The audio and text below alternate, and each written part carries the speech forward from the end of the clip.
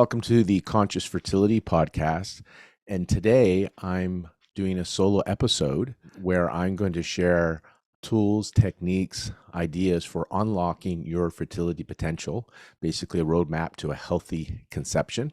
Those, hopefully, if you've been listening, you know who I am. For those that are listening for the first time, my name is Lorne Brown. I'm a doctor of traditional Chinese medicine. I'm also a clinical hypnotherapist and the clinical director of Acubalance Wellness Center, and also the host of the Conscious Fertility Podcast. Now, I often share that the model that we do at Acubalance, that we really were some of the trailblazers in Vancouver, where we really brought together integrative fertility care and patient-centered care. I think back to a time where I was chairing the Integrated Fertility Symposium, and we had this panel. So this is where the integrative idea comes from, that brought it to my mind actually, is at this panel is integrative, as in there was a reproductive urologist on the panel. There was a reproductive endocrinologist and infertility doctor. There were naturopathic doctors and Chinese medicine doctors on this panel. And Dr. Paul Magarelli, who's the REI, reproductive endocrinologist, had said that we help people get pregnant better and faster. And when he said this, he pointed to the naturopath and Chinese medicine doctors for the getting pregnant better part. And then he pointed to himself and the reproductive urologist when he said getting you pregnant faster. And this is really that integrative approach, because the getting pregnant better, he was talking about epigenetics, where what you are doing, the female and the male, in the months, almost 100 days, so that's like 3.5 cycles, 14 weeks, leading up to conception, whether that's natural or through IUI or IVF, what you're doing then and then throughout the woman's pregnancy impacts the health blueprint of the child. And so that was the getting pregnant better part, helping improve egg and sperm quality, therefore embryo quality and uterine receptivity. And the faster part is because when you put egg and sperm together in an IVF and grow them out to blastocyst, to about, which takes on average 5 days, and place that into the uterus, that's getting them pregnant faster. And if you do genetic screening, then you can reduce the chance of putting in very abnormal embryos that won't implant or that would miscarry. So that's the faster part. And so our focus, what we agreed on when it comes to integrative care, and I believe it's your focus as well, those that are trying or wanting to grow their family, is healthy baby. And we're less concerned whether that happens in the bedroom or in the lab, as long as the goal is healthy baby, and after this, healthy mom, and if there's a father in this, then healthy male partner. But regardless, we want healthy parents, healthy baby. And that healthy baby comes from healthy egg plus healthy sperm plus healthy uterine environment. And as I just mentioned, that recruitment for the follicles that contain the eggs is about a 1-year process. And it seems like the last 100 days is when that follicle goes through a lot of maturation, a lot of growth, and is really impacted by its environment, the cellular environment in which it grows in. And so this is why preconception care is important, because the growth of the eggs in that ovarian follicle, in humans anyhow, is a good 100 days, 3 to 4 month process from that resting follicle stage up until ovulation, or if you're doing an IVF, into a retrieval. And so our goal is, can we make that cellular environment, that ovarian environment, optimal, or for the man, the testicular environment optimal, so we get the sperm at its peak fertility potential, the egg at its peak fertility potential at the time of conception. And a nice way to kind of share this, a metaphor of how we do this, comes from a Chinese medicine saying, nourish the soil before you plant the seed. And if you can pause for a moment and think of a time when you've had a plant or outside garden where you've neglected that plant and it looks a little worse for wear. And instead of tossing it in for composting or recycling, you add more water to this dried out soil. So you water it. You may add some fertilizer, pull some weeds. If it's an indoor plant, you may change how much sunlight it gets, where you place it on the counter. And oftentimes that plant that looked like it was finished ends up regaining its vigor and going on to give off fruits and flowers. Now, this plant always had the potential, and I'm checking in with you that's listening. Have you had that experience, or you can imagine that experience where you've done this with a plant? And that plant always had the potential to give off fruits and flowers. But because the soil was suboptimal, the plant couldn't reach its peak potential to give off fruits and flowers. Now, note, we did not do any donor roots for this plant, right? All we did is we improved the environment, the soil, by adding water, by adding fertilizer, by removing weeds, making sure it's getting the adequate amount of sunlight. And this metaphor goes for your eggs and sperm cells as well. And the soil here is your cellular environment. And so we're doing what we can to improve the soil, the cellular environment, so your egg, his sperm, can reach its peak fertility potential and give off fruits and flowers. And in this case, become embryos. And so when we think of things that can affect the environment, the soil for the egg, which the egg and sperm grow in, there's hormonal imbalances, there's inflammation, infections. Infections, think of insects in the soil, so we have infections. The acidity versus the alkalinity of the soil and cellular environment. The microbiome, there is a soil microbiome, and we also have a gut microbiome, a vaginal microbiome, a uterine microbiome. There is microbiome on our skin. So the microbiome, toxicity and endocrine disruptors can affect the soil, your cellular environment, poor blood flow, digestive troubles, oxidative stress, nutritional deficiencies, the inability to self-regulate. So we think about your immune system here and your emotional resilience as well, and mitochondrial health. And so what I'd like to do is kind of go through some of the ones that I think are the main contributors that we see daily in our practice, and share some of the things that you can do to optimize your soil. And so we're going to talk about mitochondrial defects, poor blood flow, hormonal imbalances, nutritional deficiencies, inflammation, oxidative stress, chronic stress, and the gut and uterine microbiome. And I'll share with you that the approach is a very comprehensive, integrative approach. It's not like do one thing and that's going to solve everything. I will share that with you because people come to our practice often like, I must and want to have your low-level laser therapy after reading our blogs and learning about it, thinking that it's a magic bullet. And I'll share with you that an IVF, magic bullet, none of them are. Okay, unfortunately, none of them are. However, there is a multidisciplinary integrative approach. And when you do this, it really can nourish your soil. It really can support your cellular environment, which can improve your overall health and well-being on a cellular level. You're made up of trillions of cells, which also leads to helping you reach your peak fertility potential. And the things that we're going to talk about are diet, lifestyle, eliciting a calm and relaxed state, having community. These are all things that are important that people often neglect because they're simple. You don't have to really pay for them as an extra for them. You're going to eat, so you can just choose to eat differently. Lifestyle, we're talking about adequate rest, movement, exercise, and deep, sufficient sleep. And then the other things that we do in our practice will be acupuncture and electrical acupuncture, low-level laser therapy and laser acupuncture, Chinese herbal medicine, supplements, nutritional IV therapy, and naturopathic functional medicine testing. And that is really our comprehensive approach that we recommend for the people that contact us or see us to help reach their peak fertility potential. And I'll give you an example of this approach. She came to me at age 40 after an unsuccessful IVF. She was told because of her age and what they saw in the IVF, her cycle was canceled, that she had a low response. When she came to me, she also shared that she had very bad PMS and menstrual pain. She was always cold, felt fatigue, was overweight, and struggled with constipation. So we worked with her for almost 3.5 months. There's that 100 days, right?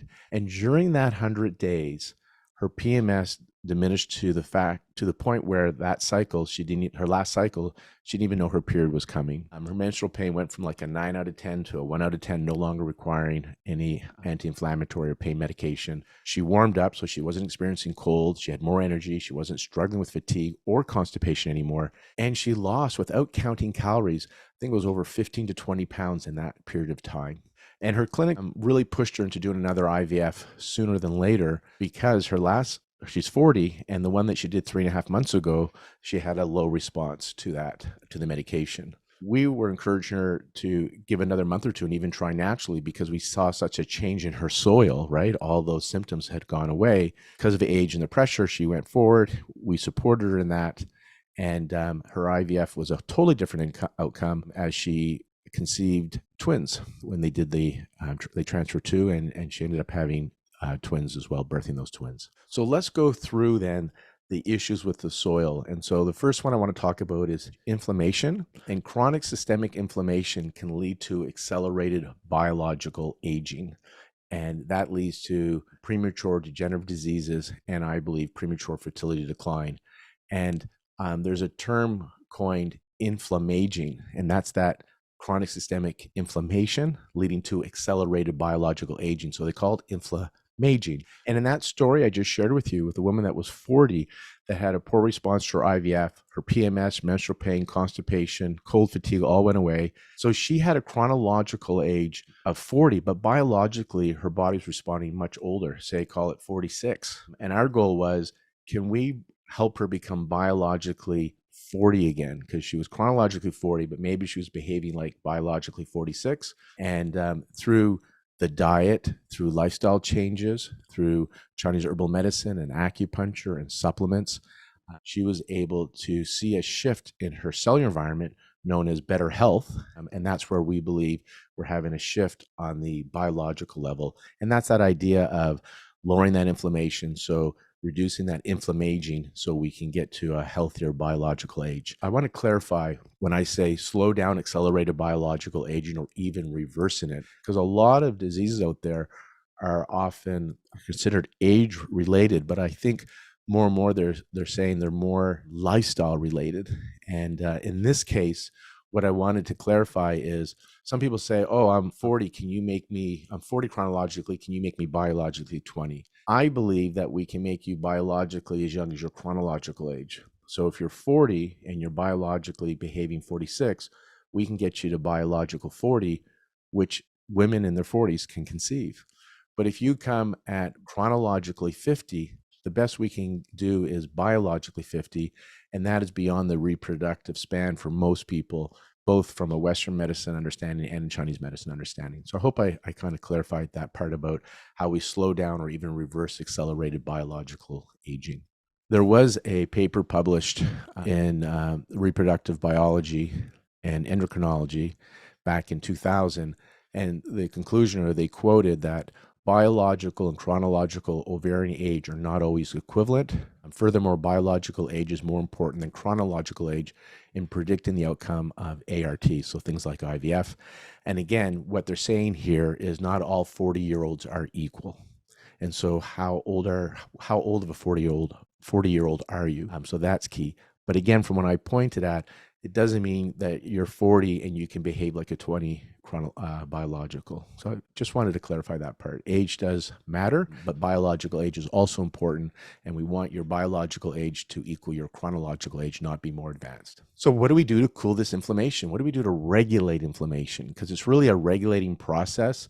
Inflammation is necessary for health and healing and for ovulation and implantation. But when we have chronic systemic inflammation, we have it out of control, and it leads to poor health and also fertility decline. So what can you do to regulate inflammation? Because I'm not suggesting you take like anti-inflammatories, which will reduce inflammation, because those are contraindicated if you're around ovulation or around implantation. So we're looking for more natural tools to help you regulate inflammation. And there's a fertility diet. I'll let you know that you can download a copy of that off of Acubalance. So contact us at acubalance.ca. It has a nice fertility diet, the theory, and I think about 21 days of recipes. Lifestyle will impact your inflammation. So you exercise, sleep, rest, all those things can impact inflammation. Stress can lead to chronic systemic inflammation. So developing a meditative practice and other tools to help you reduce stress. We'll use functional medicine testing to look for triggers for inflammation. Some of the therapies we'll use is low-level laser therapy. It's excellent for regulating inflammation. That's why it's been known to be used for pain, its ability to help regulate inflammation. And I think it's one of the main mechanisms why it's been shown to help optimize fertility is its ability to regulate inflammation. There's acupuncture, again, can help regulate inflammation. Then there's certain supplements, Chinese herbal medicine, and nutritional IV therapy. And this is where we come back to that multidisciplinary approach, that comprehensive approach to help regulate inflammation. Again, why? Well, chronic systemic inflammation can lead to many diseases, including premature fertility decline. And our approach is to look at, because that chronic systemic inflammation, by the way, leads to accelerated biological aging, premature degenerative diseases, and premature fertility decline.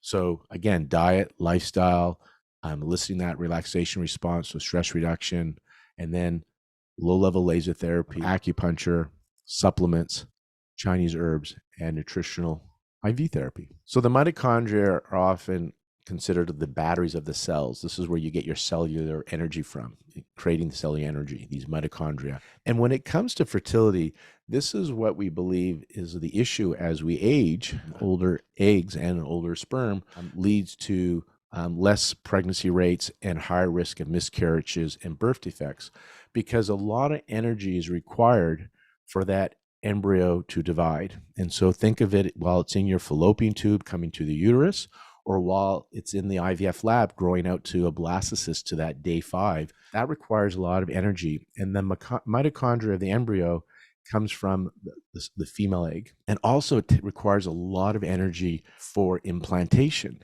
And so this is why we want to have good mitochondrial health. And, you would think of tissues in our bodies and organs, which would have the largest concentration of mitochondria. And you would guess the heart, because the heart has to pump all the time, right? From once you're alive ongoing. And surprisingly, the highest concentration of mitochondria is not in the heart, but in the ovaries. And again, makes sense then, because this is where we're going to create life from. So again, that mitochondria from the eggs are transferred to the embryo, and it's important to have good mitochondrial health because we need that for cellular energy to lead to that embryo dividing as it grows, and for that energy needed for implantation. So what can you do to improve your mitochondrial function? Well, again, the fertility diet that we have available on acubalance.ca, contact us for that, because it's more about the things that are not good for you that can really impact your mitochondria. So we want to bring those out of your diet. And then there are obviously certain nutrients that can support mitochondrial health. Again, going back to lifestyle, exercise, sleep, rest, stress reduction. So going back to the meditative practice, acupuncture is an excellent tool for reducing stress as well. Meditation, yin yoga, walks in nature. There's many things, guided meditation, many things you can do to support you with stress reduction. There's some naturopathic functional medicine testing we do as well at our practice to look at your mitochondrial health. And then some of the other interventions that we like that are fairly non-invasive to help support mitochondrial function, those batteries of your cells, is low-level laser therapy. So again, low-level laser therapy, one of the main mechanisms why it helps with injuries, and in this case with fertility, is its ability to support mitochondrial function, improve it. And I think of it as, you remember our plant analogy? When it comes to laser therapy, it's like the sunlight. So plants take the sun and convert that energy through photosynthesis for the plant. And our cells absorb these photons, red and infrared light, from the low-level laser therapy and converts that into energy, ATP, that's the cellular energy, in the mitochondria. And so that's part of the excitement around low-level laser therapy when it comes to fertility and other conditions like injuries. You're probably familiar with the supplements like coenzyme Q10, and there's other supplements. That's the most well-known one when it comes to fertility. But there are other supplements as well that we recommend to support your mitochondrial function. Chinese herbs have been shown to improve ATP. That's the cellular energy production. And that's been shown in some mouse studies where they've given certain herbs. Interesting enough, the herbs that we would call yang and qi tonics are the ones that seem to have the most impact in these mouse models of improving ATP, which is interesting from a Chinese medicine model because often people kind of think of qi as energy. And then also nutritional IVs we'll do in our clinic to support mitochondrial function. So as we go through all the things that can impact soil, we talked about inflammation, we talked about mitochondrial health, you're starting to see that there's this integrative, multidisciplinary approach to support the soil, which then supports or reverses these insults to the cells. And again, you're going to see the pattern that it's pretty much the same thing we do. It's a common thing that we do this multidisciplinary holistic approach, because when we do this, we're seeing so many things, so many factors change on the level of the cell, on the level of the soil. The gut microbiome can impact your overall health and fertility.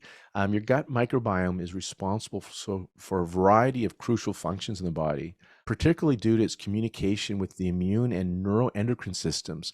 So, for those that have been going through reproductive treatments, you're probably starting to hear or learn when you talk to your practitioners or your reproductive endocrinologists, IVF doctors, how important immune regulation and your neuroendocrine system is when it comes to getting good egg and sperm health and uterine receptivity. And these beneficial bacteria aid, so we're talking about the gut microbiome here, they aid in the digestion of your food. They help your body absorb nutrients, especially those B vitamins and minerals. They help regulate blood sugar and fat storage and also keep a healthy metabolism. So things like your immune health, your neuroendocrine health, and then being able to absorb vitamins and minerals and regulate your blood sugar has an impact on embryo quality, has an impact on uterine receptivity. So why the gut microbiome is such an important factor when it comes to overall health and reproductive health. And all of these functions, the mineral absorption, vitamins, blood sugar, fat storage, communication with the immune and neuroendocrine system, they can influence your risk of obesity, metabolic disorders such as type 2 diabetes, and cardiovascular and neurodegenerative diseases. Some of the things that we see in practice that can indicate that there's something with your microbiome where you want to talk to your naturopathic physician about doing some testing to see what your gut microbiome looks like from a balanced or imbalanced perspective. Skin conditions, so eczema, psoriasis, rosacea can be connected to the gut microbiome. Just gut health, so think of your inflammatory bowel disease, lots of bloating, painful bowels, or alternating between diarrhea and constipation, diabetes, mental health, depression, anxiety, and even autism spectrum disorder has been linked to the gut microbiome. Autoimmune diseases, allergies, obesity, and dementia and Alzheimer's disease, and even Parkinson's. We'll talk a little bit later about low-level laser therapy with respect to Parkinson's. And now in reproductive medicine, they're looking at the uterine microbiome and how it could possibly impact implantation failure. And from the Acubalance approach, where we integrate Chinese medicine and naturopathic medicine, we realize that these systems, we believe, communicate with each other. And so if you have a gut microbiome issue, this can affect other microbiomes in the body. And so we want to address the gut microbiome as an important one. It's one of the easier ones to address, to address, and as well as the vaginal and uterine environment, since we now know that the vaginal and uterine environment can now impact implantation success. And we're looking at the gut microbiome, how it impacts your soil, your cellular, on a cellular level, which we think can impact embryo quality from the egg and sperm. So what do we do for the microbiome? How do we heal it? It starts actually, from birth, where you breastfed, was it a C-section versus a vaginal birth? That can start to impact the microbiome because the baby gets some of that immunity and microbiome through the vaginal microbiome of the mother when it's being birthed. Stress can impact your microbiome, your diet, certain pharmaceuticals you're taking, where you were born, because you get your microbiome from you're born, and just different life cycles of age all impact your microbiome. So we address it through diet again. So there's the fertility diet. Another call to download that free diet from Acubalance, just contact us. Lifestyle, so exercise, sleep, rest. We talked about how stress can affect your microbiome. So again, finding ways to elicit the relaxation response. We do use naturopathic functional medicine testing to test your gut microbiome so we know what bugs are there or not there that can impact your overall health. And then our treatments, low-level laser therapy, supplements, Chinese herbs, nutritional IV therapy, all to support the gut microbiome. Giving another shout out to the low-level laser therapy that I really enjoy using in my practice. There was a study done out of Australia, and they used it for Parkinson's because they believe there's a link between the gut microbiome and the inflammation related to the poor gut microbiome and Parkinson's. So they did low-level laser therapy over the gut microbiome and over the brainstem, and they showed an improvement in symptoms with Parkinson's.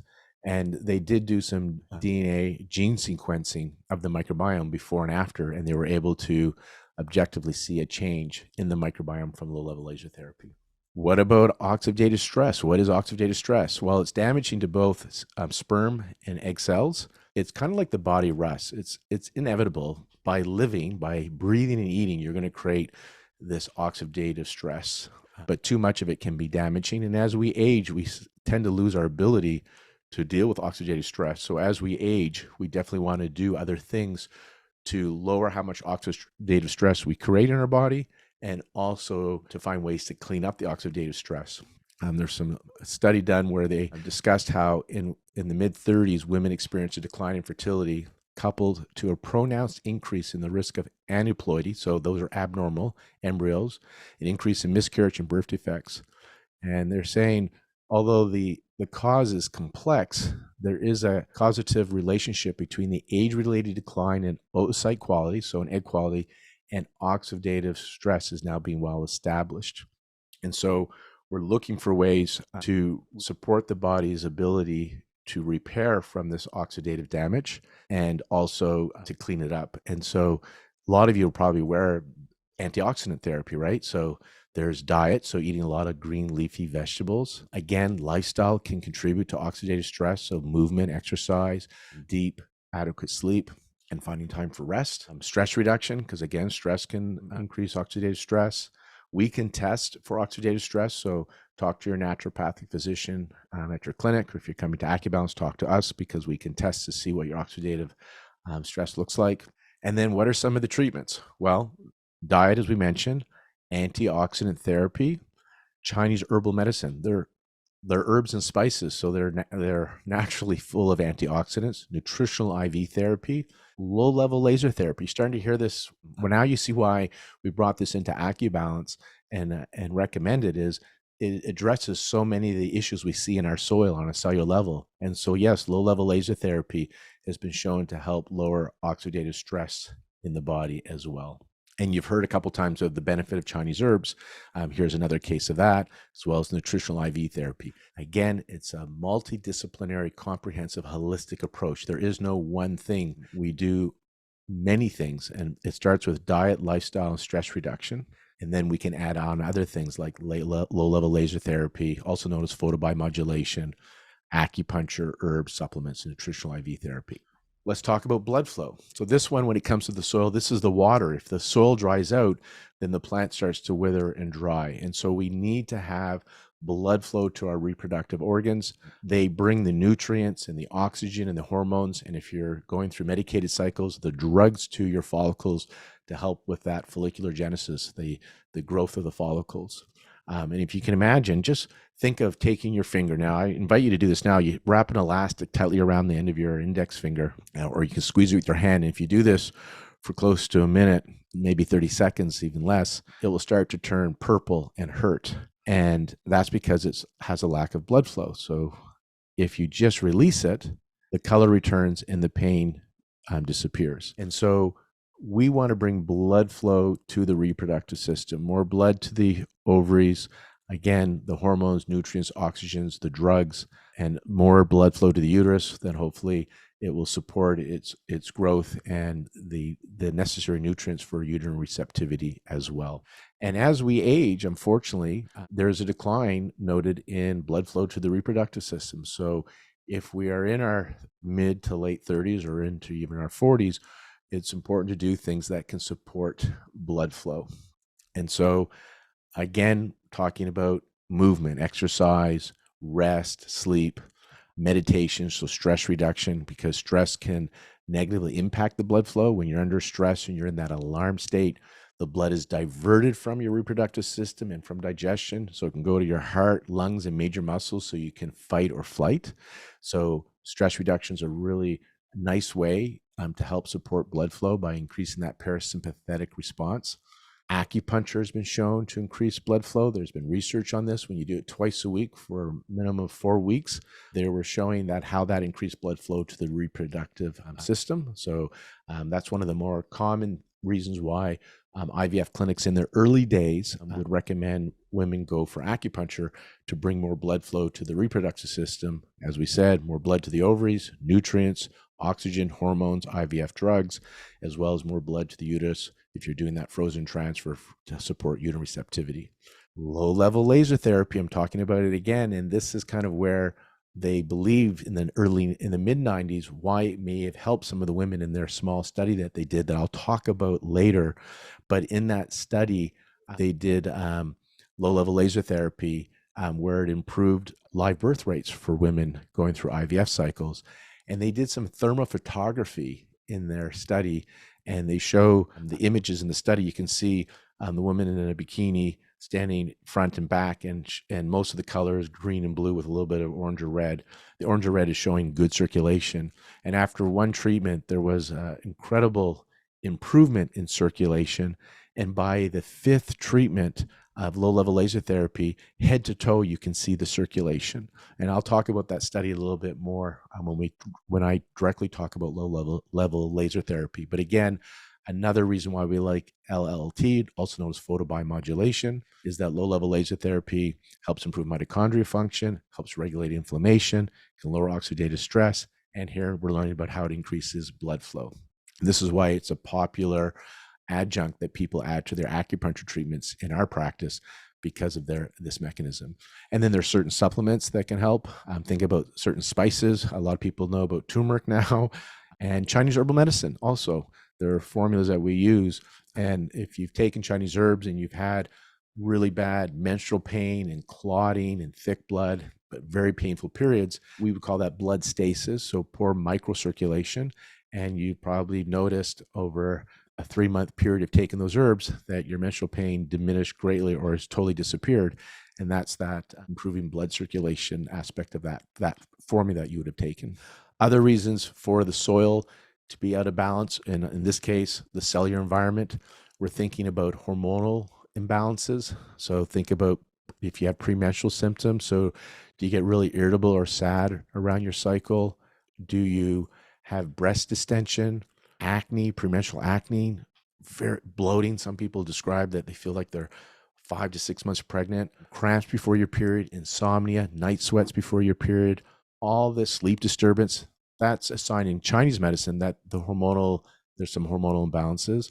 Your cycles are irregular ovulation, or they're kind of come at 23 days, come at 40 days or 50 days. They don't come on a regular period. Ovulation disorders. And if you're having like heavy bleeding or spotting throughout your cycle, that could also indicate some hormonal imbalances. And your medical doctor often will say, your PMS, your clots, your pain, heavy flow, that's normal. Well, normal doesn't mean healthy. So in Chinese medicine, a healthy menstrual cycle, just so you can compare to your own cycle, it's regular. And so there is the textbook 28 days of your cycle, but regular is really key. So if you have your cycle all the time at 26 days, that's considered a healthier cycle than if it comes sometimes at 24, sometimes at 32, sometimes at 28. We do want regularity. And the range, if you're asking from a Chinese medicine perspective, a healthy length is between 26 and 35 days. If your cycle is shorter than 26 days on a regular basis, then that is considered an imbalance. It's not a healthy cycle that we'd want to see if we could correct. If your cycle comes regularly more than 35 days, that's also considered a delayed cycle. We'd want to see if we could adjust that. The key, though, is regularity. So if you always have a 34-day cycle, that is a healthy cycle. And again, you're bleeding, talking from a healthy perspective, should be average flow. It shouldn't feel pathological that you're going to bleed out and you need iron infusions. You're so exhausted after a bleed. Shouldn't be really light either, like you're hardly bleeding. We want average flow, and the flow should be on average 3 to 7 days. If it's shorter than 3 days or more than 7 days, we also think of that as not the most healthy cycle and see if we can adjust that. And these are indications that there could be some underlying subtle or not so subtle hormonal imbalances. How do we regulate hormones? Diet. Here we go again, right? The building blocks of your hormones. What do you eat? The nutrients that you're getting into your system, the minerals, the vitamins, the essential fatty acids. Lifestyle, so movement, exercise, adequate rest, deep, sufficient sleep. Stress reduction, because again, those chronic stress hormones can impact inflammation in your body. These chronic stress hormones, you're getting the cortisol, epinephrine, all this stuff that's being released from your adrenals. Short-term, great. Long-term, not so great to the cells and to the health, and it can lead to blood sugar dysregulation and other hormonal imbalances. And then what do we do to regulate hormones? Acupuncture, Chinese herbs, supplements, nutritional IV therapy. So again, seeing this multidisciplinary, holistic approach is kind of the way we like to do this. Let's talk a little bit about acupuncture. Acupuncture has become really popular when it comes to reproductive health. There was a recent study that came out in July of 2023. It was a meta-analysis looking at over 4,700 women. And in this, they shared that those going through IVF cycles having acupuncture had an increased implantation rate by 28%, had an increased IVF clinical pregnancy rate by 33%. And here's the most important one: increased live birth rates by 33%, and a decreased risk of biochemical pregnancy by 51%. That biochemical pregnancy is when you get the positive blood test, but we don't make it to the heartbeat on the ultrasound. So it just shows up chemically on your urine test or on the blood, but we don't get to the heartbeat. So that would be your a chemical pregnancy. And it was reduced by 51%. So the thing I want to share about acupuncture is timing and dosage matters. What I see has become very popular is the transfer day acupuncture. That's what this research was kind of about, on transfer day. That's what that was discussing. But in the research, they showed that if people came for a series of treatments leading up to the transfer day, that's where you get your best results. And that's what we've seen in our practice. Olive did a chart review, Olive Fertility in Vancouver, where we're integrative and go on site for transfer day acupuncture. We also showed, when they looked at 2 years of frozen embryo transfers that were genetically screened, so putting back euploid embryos, normal chromosomal embryos, the patients that had transfer day Acubalance on site had a higher pregnancy rate and a lower miscarriage rate. And then when we looked at the data a little bit more, this was just a chart review, it wasn't like a big study. They showed that those that did 7 or more treatments leading up to transfer day, plus had acupuncture on transfer day, had even a higher pregnancy rate, lower miscarriage rate. Most of the research is showing that the benefit is having a series of treatments leading up. Well, just a series of treatments. Let me put it this way. It's like if you're going to exercise, train for a marathon, and you train once a week versus twice a week, you're going to get different results. So for those that are in school or teachers or have ever been to school, if you're looking to get a really good grade, which we want on our embryos, you're looking for a good grade on your paper, on your exam, you could just show up for the exam and write and study the night before. That's like transfer day acupuncture, cram the night before. Or you can study for 100 days leading up to the exam. And if you study once a week versus twice a week versus 3 times a week during those 100 days, you're going to have different results.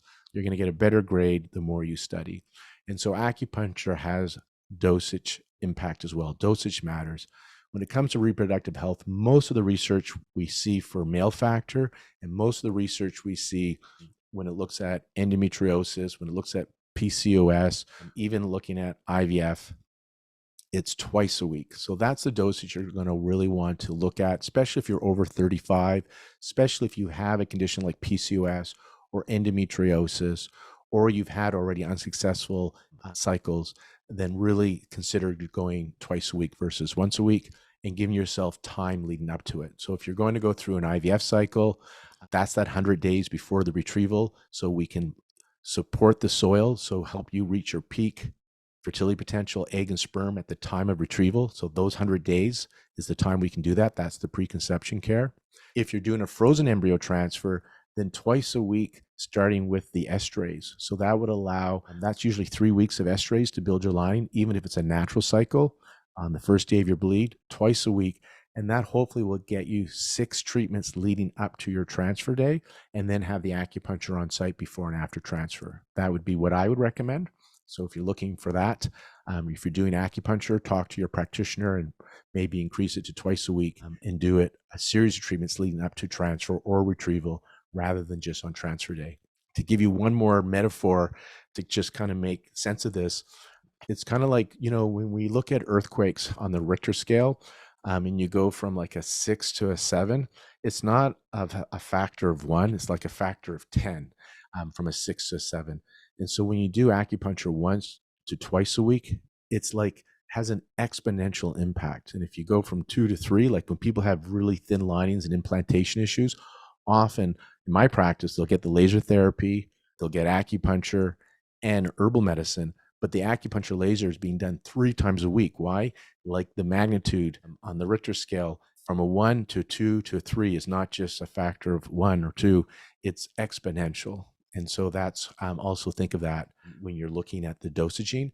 And again, if you have conditions like endometriosis, polycystic ovarian syndrome, you're in your 40s, then 2 or more treatments a week for a series of treatment to get that momentum going is probably what would be recommended to see a difference. Briefly, I just want to talk about reversing your biological age, and then we'll talk about a few more things and wrap up here. There was a naturopathic doctor by the name of Kara Fitzgerald published a book based on her research called Younger You, which made me really think about reproductive health because we want to be as biologically young as possible. And in her study, she showed just in 8 weeks with diet and lifestyle alone, they were able to reverse the biological age. And they saw a significant decrease in triglycerides, a drop in total cholesterol and the bad cholesterol, LDL, weight loss in those that needed to lose weight. They saw a lowering of inflammation, improved energy and mood, resolution of skin issues, less joint pain, fewer headaches, improved gastrointestinal health. And they even looked at some of the methylation markers, and they saw an improvement in methylation markers, which they measured by levels of homocysteine, B12, and folate. And this was without any supplementation. I share this with you because we're talking often about the approaches of this multidisciplinary holistic approach, which is an appropriate diet and an appropriate lifestyle, right? We talk about that. So sleep, rest, movement, and stress reduction. So what was their intervention? So to get the positive influences for reversing the biological age, the markers I just shared with you in just 8 weeks was having the right diet, they said. So again, call out for you to go to acubalance.ca, contact us for the Acubalance Fertility Diet, because that is the right diet for regulating inflammation and lowering blood sugar. Relaxation, cuddling, meditation. So those are tools and techniques to help elicit the relaxation response, to help elicit parasympathetic nervous system, which is important for reproduction. Sleep, movement, and good gut bugs. So I'm going to say that again: diet, relaxation, cuddling, or meditation, sleep, movement. So there's the diet lifestyle. And then addressing the microbiome, having good gut bugs can reverse your biological age. And then we talked about what do we do for good gut bugs as well: the low-level laser therapy, certain supplements, nutritional IV. So there are other ways that we can support that. But those things that are very simple, that are available to you: diet, relaxation, sleep, movement, and the gut microbiome. This is something I'd invite you to focus on and to implement to improving your life. So to maximize egg and sperm quality so they can reach their peak fertility potential at the time of ovulation, so conception, or at the time of egg retrieval, when you bring the egg and sperm together in an IVF setting, is we're looking to improve mitochondrial health. We're looking to improve blood flow to the reproductive system. We want to have hormonal balance. We want to improve nutritional deficiencies. Think of the soil again, right? Regulate inflammation, reduce your response to stress, lower oxidative stress, and improve the gut and uterine microbiome. We do this with diet and lifestyle. Lifestyle is movement, sleep, rest, eliciting the calm and relaxed states of the body, having community. And then we also at our clinic use acupuncture, low-level laser therapy, Chinese herbs, supplements, nutritional IV therapy. And we like to do functional medicine testing above and beyond conventional testing to see where these imbalances are so we can choose how we want to address them. So putting this back into action, I want to share another story of a woman that came to me after her IVF cycle where she had 7 embryos tested, which is an amazing number of embryos to get tested. So she was able to grow out 7 embryos to day 5. She's age 40, and all 7 came back abnormal, which was devastating for her. Her profile, her symptoms: age 40, she was kind of described herself as somebody that was highly inflamed. So basically in that sympathetic dominance nervous system, she had skin issues. She had body pain, a lot of neck and shoulder tensions, and struggled with headaches. She had insomnia. She couldn't lose this mid-abdominal weight. She struggled with anxiety and had cold hands and feet, really cold hands and feet. She was needle phobic as well. So our focus was on diet and low-level laser therapy and laser acupuncture, and my conscious fertility program that I do, the conscious work, belief change work, as well as herbs and supplements. She did have some acupuncture, but it was minimal acupuncture because of her severe needle phobia. And so the focus was on the conscious work and on diet, lifestyle, and low-level laser therapy. And we worked with her for 6 months, and she had good improvement in all the weight. She lost her weight, her mood improved, her hands and feet warmed up. She saw a reduction in headaches, great reduction in headaches and shoulder tension, and her sleep improved. And so again, there's that chronologically 40, but biologically overly inflamed and probably much older biologically than 40. And she came to this place through the conscious work where when she first came, she was desperate to have this baby. Like, she was in panic. She was looking at places to go around the world to try these experimental IVF techniques. And after our 6 months of treatment, she developed so much resilience and confidence in herself. And I remember she saying that, I want this baby, but I'm now okay if I don't have this baby. There was a shift that happened for her. And she was able to conceive at 41 naturally her baby. Now, remember, she did IVF. All 7 embryos were tested, all said abnormal. She conceived her baby naturally after 6 months of the interventions that we did, and she saw a shift in her soil. Her health improved, quality of life improved. And then shortly after the birth of her baby, within a few months, she conceived baby number 2 naturally, but unfortunately that miscarried. And she came back to our practice. She wanted to tune up. So we did laser therapy again, some herbal medicine, and we just reviewed the tools that I teach in the conscious work that I do usually over 5 to 10 sessions. So we just did a review, and she started using those tools again at home, the conscious work, and what some of my patients nicknamed the baby manifestation technique, but it's really just conscious work. And she was able to conceive at age 42 and a half, baby number 2 naturally. So somebody who went through IVF, all embryos tested abnormal, became chronologically older, but I believe biologically younger, and was able to conceive both baby 1 and 2, baby 1 at 41 and baby 2 at 42 and a half naturally.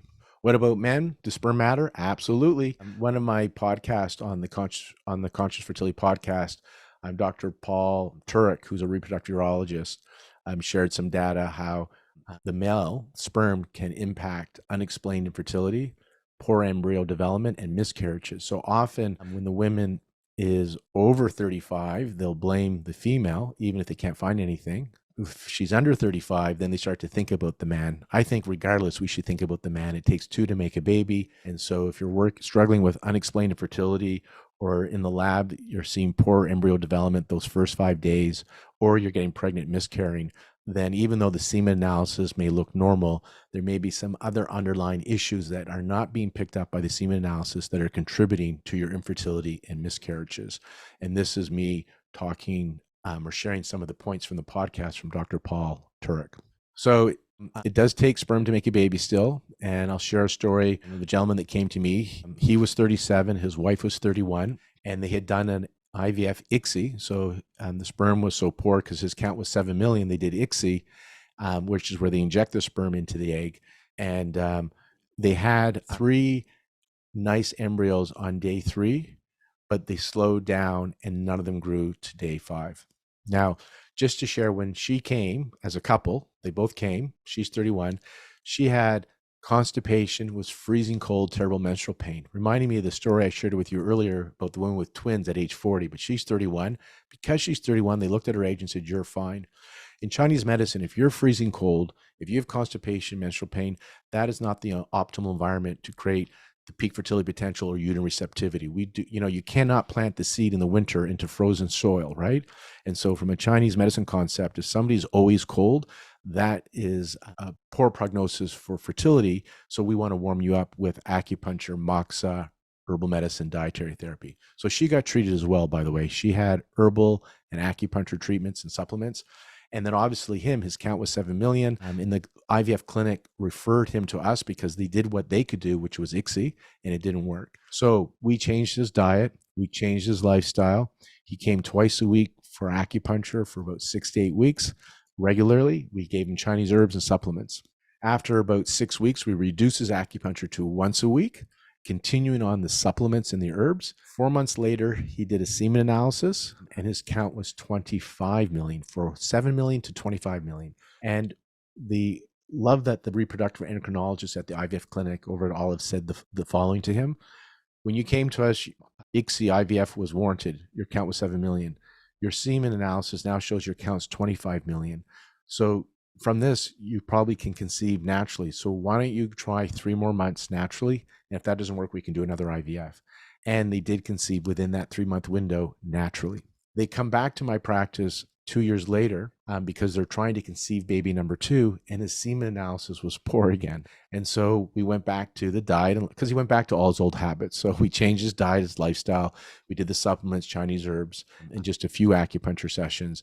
And we never got to do a second semen analysis because they conceived baby number two naturally. If you stick around now, I'm going to just talk a little bit more about low-level laser therapy, and then I'll talk also at the end about the conscious work I do.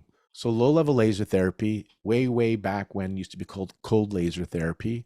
The scientific term is photobiomodulation. So that's how it'll be kind of described in research now, is photobiomodulation. Photons, bio, your body, modulation. So having these changes in the body through using photons, light therapy. And low-level laser therapy is still the more common name. I learned about low-level laser therapy fertility from two fronts. One was back in 2009 where they did, or 2008, a study was done using laser acupuncture on transfer day, acupuncture on transfer day, sham laser, so it was a fake laser, and a control group. And the laser group had a 15% increase in implantation on transfer day when it was done on transfer day over the sham laser, over acupuncture, and over the control group. So we introduced laser acupuncture on transfer day 2008, 2009 after this abstract was released. What really got me interested was its effect on improving embryo quality. So not transfer day, because remember on transfer day, the embryo is in the lab. So we can only help with uterine receptivity. We can only help with implantation when we do a treatment on transfer day, or when we're doing treatment leading up to a frozen embryo transfer, which I mentioned earlier, twice a week for at least 3 weeks leading up to your transfer. And if you again have endometriosis, PCOS, or other imbalances or repeated failures, then you probably want to start even sooner than that. But back to this research I want to share, what got me more excited is this study by Dr. Oshiro, who's a medical doctor and pain specialist in Japan in the mid-90s, were treating women going into the retrieval. So this is impacting the egg quality, therefore supporting embryo quality. And this is where I think your naturopathic physicians, your Chinese medicine doctors, this is where I think the strength of the medicine is, leading up to conception naturally or leading up to an IVF retrieval when we still have a chance to impact the soil, which will impact you reaching your peak fertility potential. And what had happened is he discovered this by accident. And so he was treating a woman in her early 50s for back pain who was in menopause.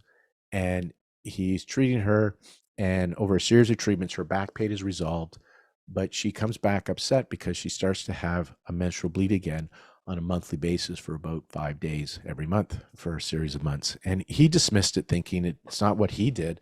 And because you're in menopause and you're starting to bleed, we need to make sure there's nothing serious going on. So he sent her to the gynecology department. It happened a second time. Another woman came in for back pain who was in menopause, and her cycle returned. So he thought about it and said, since the laser therapy increases blood flow head to toe everywhere, so, he was doing this because he wants the blood flow to go to the lower back, and he wants to regulate inflammation in that area, and he wants to improve the mitochondrial function to help the back heal. That's the idea of why he used low-level laser therapy for back pain. He realized the blood goes everywhere, so maybe he's helping rejuvenate the ovaries, the fertility, because the blood also goes to the ovaries. And he thought maybe we're bringing more blood flow to the ovaries, and this is why we're improving. This is why their cycles came back.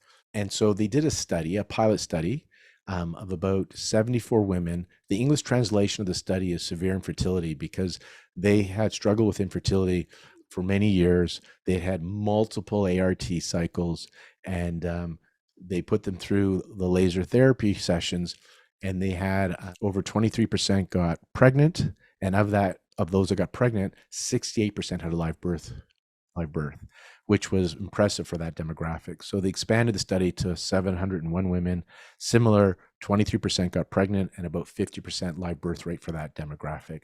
So that is kind of what got low-level laser therapy, now known as photobiomodulation, for fertility started. It was in the 90s. In 2018, a manufacturer of lasers, the Paramedics group that has a giga laser, published clinical data of 8 clinics where women were coming 3 times a week. Remember we talked about dosage? So they came 3 times a week for the 2 weeks leading up to ovulation. So they got 6 treatments a cycle, 3 times a week leading up to ovulation. And they did this for 3 cycles. So that's on average 18 sessions. And they just showed some pretty impressive success rates from the clinical results. This wasn't a study. This was just self-reporting from clinics. We have that Giga laser, by the way, at Acubalance. Among many other laser systems, I love my lasers, and so I get lots of them sent to me to try to do studies with, and so we do have that Giga laser at Acubalance. And so the mechanism behind low-level laser therapy, and again, dosage matters. When we treat people for pain, injuries, pre and post-surgery, again, it's 2 to 3 treatments a week for 2 to 3 weeks to get the momentum going, and then we can pull it back.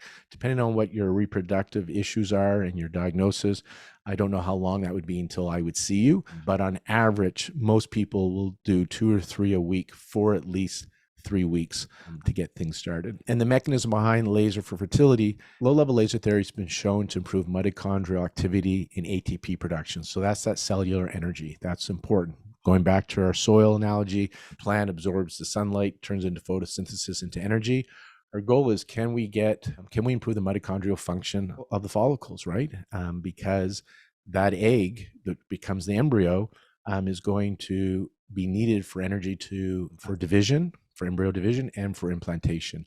And the follicle, this is the baby house, it's what's going to support the egg's development. That's what's nourishing it over those 100 days, right? And so we really want to improve follicular health. Low-level laser therapy has been shown to increase blood flow. This is what Dr. Shiro believed was the reason why those women came out of menopause and why they saw a good result for that demographic where they had a 50% live birth rate, is because he believed it was the blood flow to the ovaries. I think it's the other mechanism also that's really important, is that it regulates inflammation, because chronic systemic inflammation, known as inflammaging, leads to accelerated biological aging, which leads to premature degenerative diseases and, I believe, fertility decline.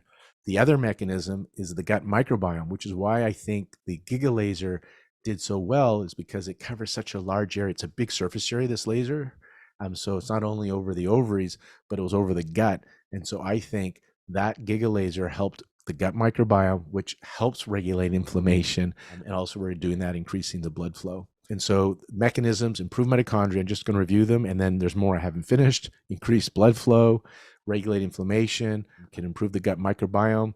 It's been shown to engage the parasympathetic nervous system, which is your rest and digest and breed and feed nervous system, emphasis here on breed. It helps reduce oxidative stress. It's been shown to soften scar tissue. So I think of people that have had C-sections or abdominal surgeries or uterine surgeries. So potentially maybe it's helping that way because it can soften scar tissue. We often use it in our clinic for people that have discomfort around their C-section or any other surgeries that they've had, and seen improvement there. And it's now being used. It's still new. The data is still coming out, but for brain health and mood. And so to me, it just has so many mechanisms to improve overall health. And when we improve overall health, we get to that idea that Dr. Paul Magarelli said at the very beginning of this talk at the fertility conference, that we help people get pregnant better. IVF helps people get pregnant faster. And so low-level laser therapy has so many mechanisms to improve the soil, the cellular environment, which can help you get pregnant better.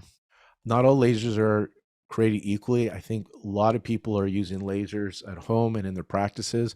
Quality of laser does matter. Power matters. Wavelength matters. I'm not confident yet that the home systems are enough.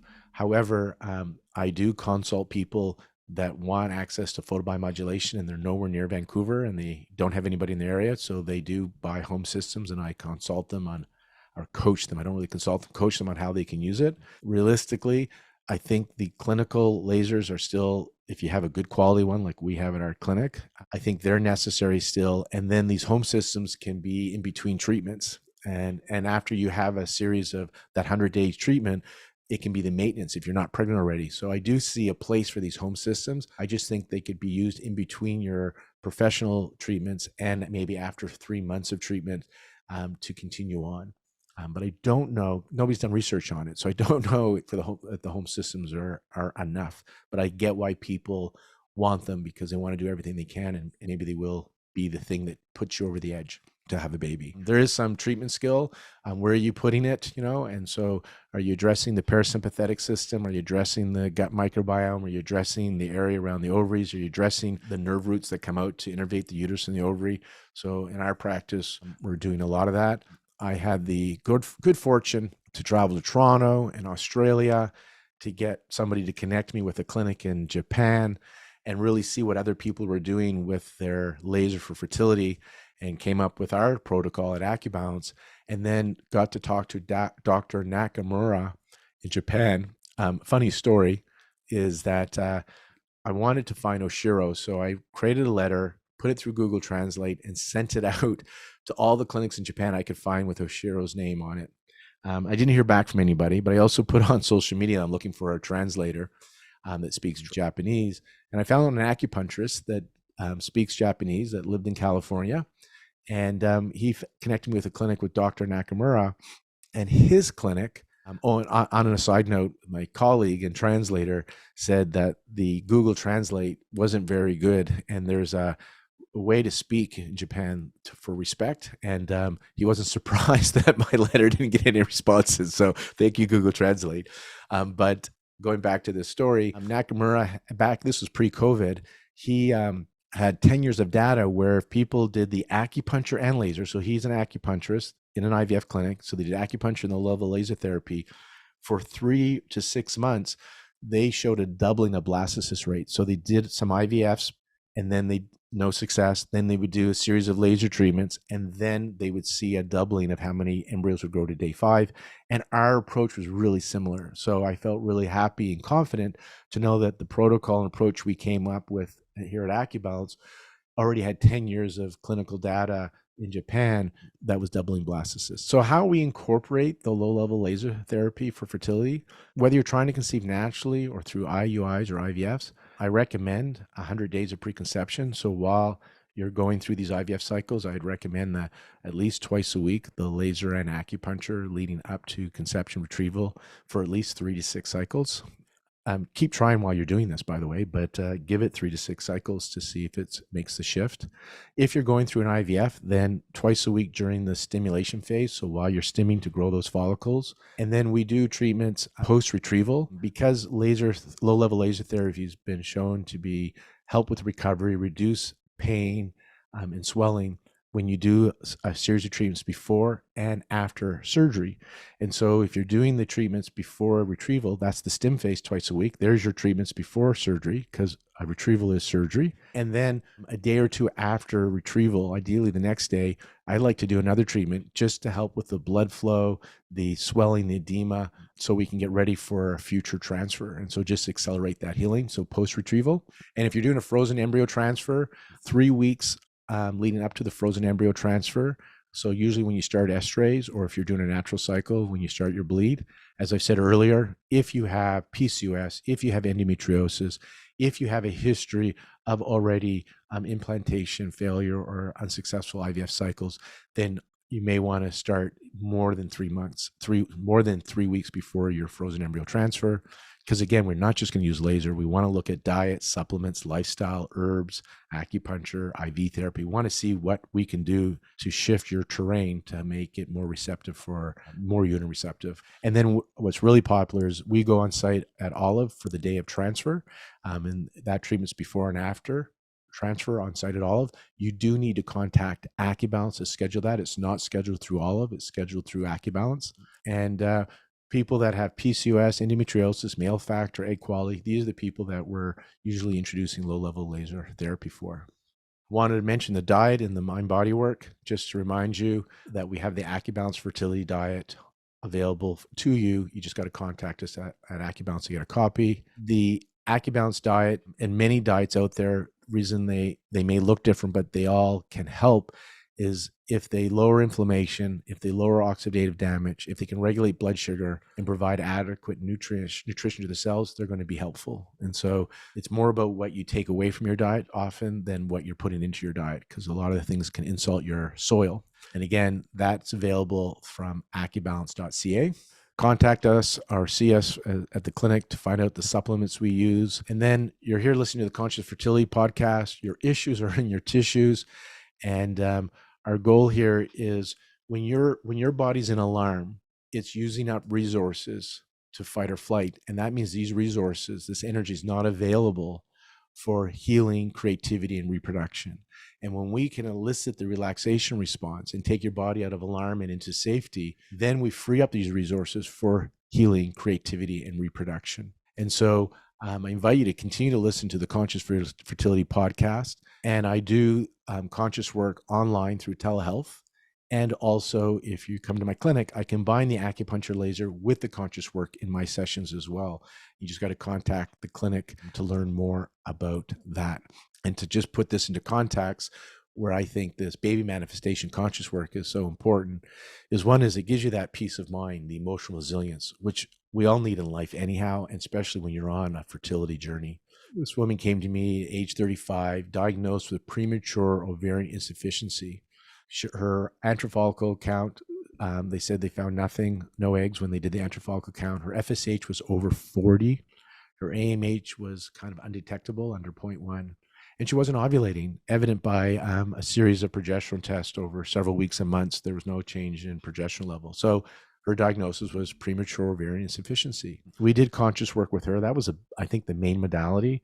We did low-level laser therapy twice a week with acupuncture. We did do herbs and supplements. So again, comprehensive, multidisciplinary, holistic approach. The conscious work, you could just see the shift in her week by week. And she was able to go back into her, if you listen to some of the podcasts, you talk about inner child or younger self. She did a lot of work on her younger self. She was so great taking these tools and doing them at home. I'm the facilitator. Some people come and just have me facilitate once a week, but it's meant that I facilitate these tools, and then you go and do them daily in your life. And she did this, and she had that transformation in her life, and she was convinced she was going to have this baby. She knew it. IVF, she wasn't open to IVF or donor eggs. This was it. It had to happen this way. And we treated her for 9 months. So she came in for the conscious work. She did the acupuncture, laser, herbs, and supplements, and her cycles came back. And then her clinic put her on letrozole. It didn't work, and it started messing up her cycle again. So I requested, in this case, we've done well so far. Can we have 3 months with no medications? Let's just continue. And after 9 months of treatment, she conceived and had a baby girl. And so this is that complementary, multidisciplinary, holistic approach. You don't need a referral to come see us at Acubalance. So contact Acubalance and schedule your appointments. You can do a discovery call there. And then there's other amazing clinics around the country, around the world that you can find. Sometimes I know who they are as well, so you can ask if we know. And remember, nourish the soil before you plant the seed. And I wish you the best of luck on your path to pregnancy and growing your family.